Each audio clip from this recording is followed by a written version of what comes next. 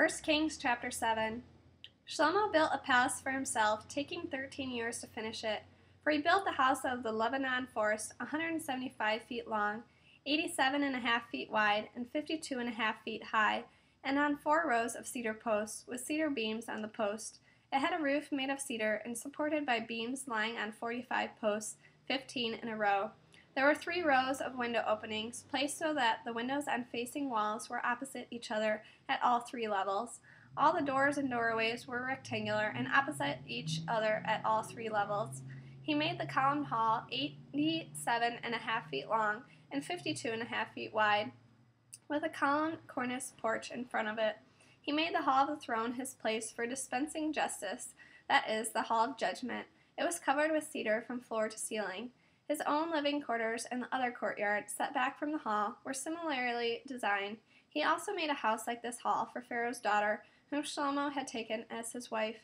All these buildings were made of expensive stone blocks, cut to and measured and finished by saws on the inner surfaces as well as the outer ones. These stones were used from the foundation to the eaves and outward, from the buildings all the way to the great courtyard. The foundation was of expensive stone blocks, very large ones, stones 14 to 18 feet long.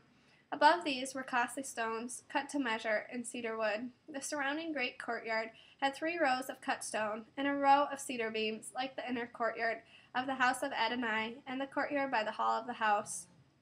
King Shlomo sent for Hiram, and brought him from Sor. He was the son of a widow from the tribe of Naphtali, but his father was from Sor, a bronze worker filled with wisdom, understanding, and skill for all kinds of bronze craftsmanship. He came to Shlomo and did all his bronze work. He made the 2 bronze columns, each one 31.5 feet high and 21 feet in circumference. He made 2 capitals of melted bronze to set on the tops of the columns. Each capital was 8 3/4 feet high. He also made checkerwood nets and chained wreaths, 7 for the top of each capital. When he made the columns, he made 2 rows of pomegranates put on the top of each column, around the netting covering its capital. The capitals on the columns in the hall had shapes like lilies and were 7 feet high. As for the capitals on the 2 columns, there were 200 pomegranates in rows around each capital near the molding by the netting.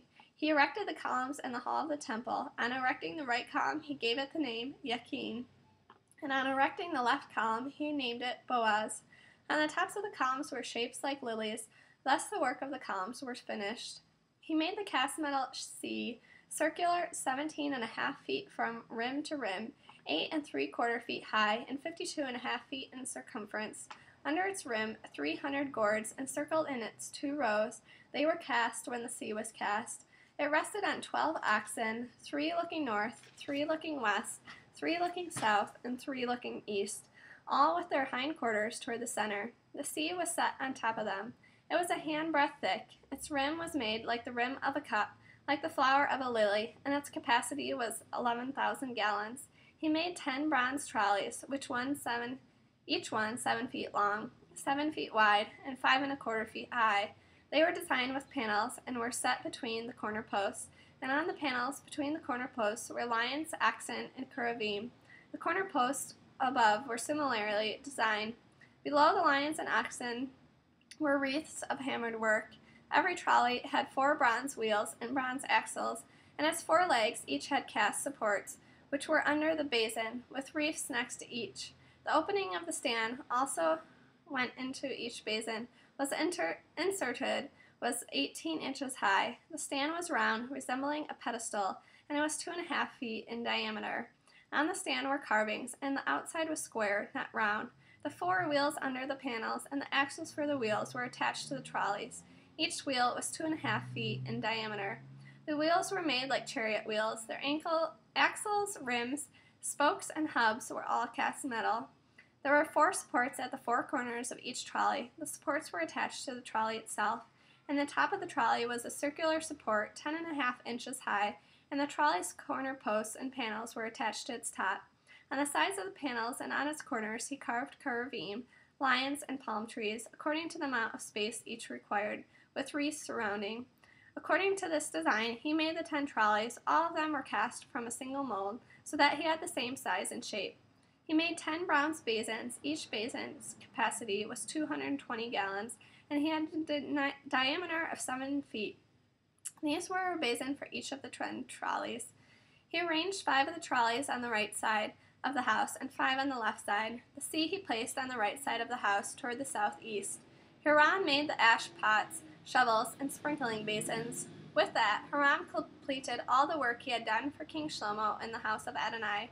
The 2 columns, the 2 moldings of the capitals on the top of the columns, the 2 nettings covering the 2 moldings of the capitals atop the columns, the 400 pomegranates for the 2 nettings, 2 rows of pomegranates for each netting to cover the 2 moldings of the capitals atop the columns, the 10 trolleys, the 10 basins, and the trolleys, and the 1 sea, the 12 oxen under the sea, the ash pots, the shovels, and the sprinkling basins. All these articles that Hiram made for King Shlomo in the house of Adonai were of burnished bronze. The king cast them into the plain of the Yarden, in the clay ground between Sukkot and Sarzan. Shlomo did not weigh any of these objects, because there were so many of them. Thus the total weight of the bronze could not be determined.